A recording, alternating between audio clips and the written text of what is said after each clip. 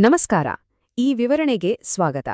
ಇವತ್ತು ನಾವು ವಯಸ್ಕರ ಡೈಪರ್ ಅನ್ನ ಹೇಗೆ ಗೌರವ ಮತ್ತು ಕಾಳಜಿಯಿಂದ ಬದಲಾಯಿಸೋದು ಅನ್ನೋ ಪ್ರಕ್ರಿಯೆಯನ್ನ ಹಂತವಾಗಿ ತುಂಬಾ ಸರಳವಾಗಿ ನೋಡೋಣ.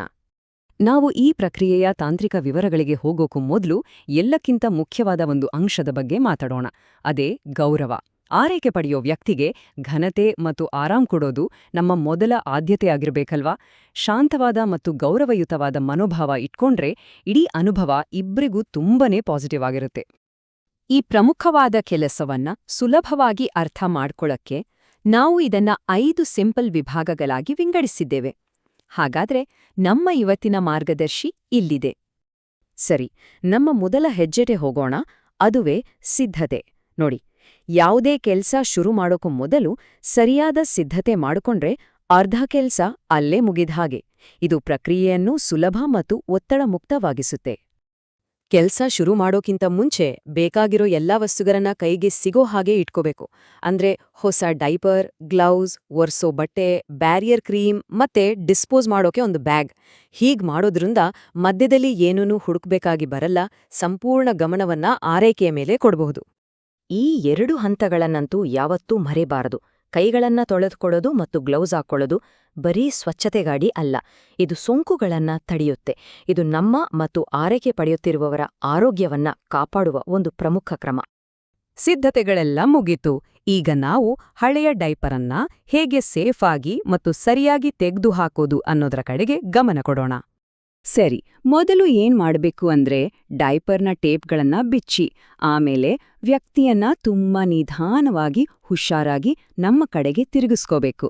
ಹೀಗೆ ಮಾಡಿದಾಗ ಆ ಕೊಳೆಯಾದ ಭಾಗವನ್ನ ಸುಲಭವಾಗಿ ಮಡಚಿ ಅವರ ಕೆಳಗೆ ಇಡೋಕೆ ಆಗುತ್ತೆ. ಮುಂಭಾಗವನ್ನ ಒರೆಸಿದ ನಂತರ ವ್ಯಕ್ತಿಯನ್ನ ನಿಧಾನವಾಗಿ ಇನ್ನೊಂದು ಬದಿಗೆ ತಿರುಗಿಸಿ. ಈ ಟೈಮ್ನಲ್ಲಿ ಹಾಸಿಗೆ ಸ್ವಚ್ಛವಾಗಿರಲಿ ಅಂತ ಅವರ ಕೆಳಗೆ ಒಂದು ಪ್ರೊಟೆಕ್ಟಿವ್ ಪ್ಯಾಡ್ ಅಥವಾ ಟವೆಲ್ ಹಾಕೋದನ್ನ ಮರಿಬೇಡಿ. ಈಗ ವ್ಯಕ್ತಿ ಸೇಫಾಗಿ ಒಂದು ಬದಿಯಲ್ಲಿ ಮಲಗಿರುವಾಗ ಉಳಿದ ಕೊಳೆಯನ್ನ ಒರೆಸಿ ಹಳೆ ಡೈಪರನ್ನ ನಿಧಾನವಾಗಿ ಮುಂದೆ ಹಿಂದಕ್ಕೆ ಎಳೆಯಿರಿ. ಅದನ್ನ ನೀಟಾಗಿ ಮಡಚಿ ಸದ್ಯಕ್ಕೆ ಪಕ್ಕದಲ್ಲಿಡಿ.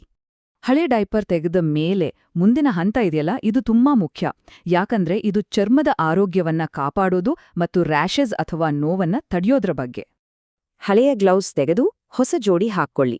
ಈಗ ಒದ್ದೆ ಬಟ್ಟೆಯಿಂದ ಚರ್ಮವನ್ನ ಸಂಪೂರ್ಣವಾಗಿ ಕ್ಲೀನ್ ಮಾಡಿ. ನೆನ್ಪಿಡಿ, ಚರ್ಮ ಒಣಗಿರೋದು ಕೂಡ ಅಷ್ಟೇ ಮುಖ್ಯ. ಸ್ವಲ್ಪ ಹೊತ್ತು ಗಾಳಿಗೆ ಒಣಗೋಕೆ ಬಿಡೋದು ಚರ್ಮದ ಕಿರಿಕಿರಿ ತಡೆಯೋಕೆ ಒಂದು ಒಳ್ಳೆಯ ಉಪಾಯ. ಹಾಗಾದ್ರೆ ಈ ಬ್ಯಾರಿಯರ್ ಕ್ರೀಮ್ ಅಂದ್ರೆ ಏನು? ಅದು ಯಾಕೆ ಅಷ್ಟು ಮುಖ್ಯ? ಇದು ಚರ್ಮದ ಮೇಲೆ ಒಂದು ರಕ್ಷಣಾತ್ಮಕ ಲೇಯರನ್ನ ಸೃಷ್ಟಿ ಮಾಡುತ್ತೆ.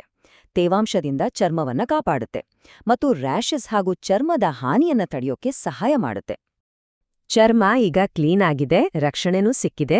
ಈಗ ನಾವು ಹೊಸ ಡೈಪರನ್ನ ಸರಿಯಾಗಿ ಮತ್ತೆ ಆರಾಮದಾಯಕವಾಗಿ ಹಾಕೋಕೆ ರೆಡಿ.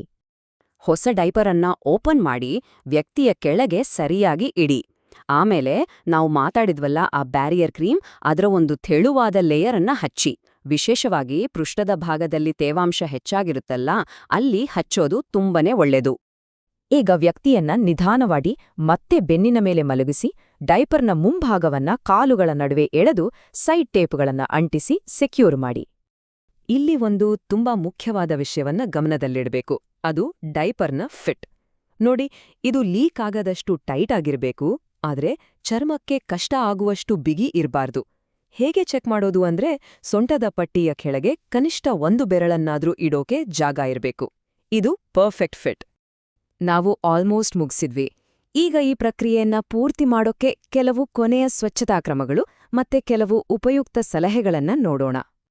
ಡಿಸ್ಪೋಸ್ ಮಾಡೋ ಬಗ್ಗೆ ಒಂದು ಬಹಳ ಮುಖ್ಯವಾದ ಎಚ್ಚರಿಕೆ. ಬಳಸಿದ ಡೈಪರ್ಗಳನ್ನ ಯಾವತ್ತೂ ಟಾಯ್ಲೆಟ್ನಲ್ಲಿ ಫ್ಲಶ್ ಮಾಡಲೇಬಾರ್ದು. ಇದು ಪೈಪ್ಗಳನ್ನ ಪೂರ್ತಿಯಾಗಿ ಬ್ಲಾಕ್ ಮಾಡಬಹುದು. ನಾವು ಕಲ್ತಿದ್ದನ್ನ ಒಮ್ಮೆ ಗ್ಲಾನ್ಸ್ ಮಾಡೋಣ. ಯಾವಾಗ್ಲೂ ಗ್ಲೌಸ್ ಹಾಕೋಬೇಕು, ಸರಿಯಾದ ಫಿಟ್ ಇದೆಯಾ ಅಂತ ನೋಡ್ಬೇಕು. ಡೈಪರನ್ನ ತುಂಬಾ ಟೈಟಾಗಿ ಹಾಕ್ಬಾರ್ದು, ಬ್ಯಾರಿಯರ್ ಕ್ರೀಮ್ ಮರಿಬಾರ್ದು, ಮತ್ತೆ ಯಾವತ್ತೂ ಫ್ಲಶ್ ಮಾಡಬಾರ್ದು. ಈ ಸಿಂಪಲ್ ನಿಯಮಗಳು ದೊಡ್ಡ ವ್ಯತ್ಯಾಸವನ್ನೇ ಉಂಟುಮಾಡ್ತವೆ.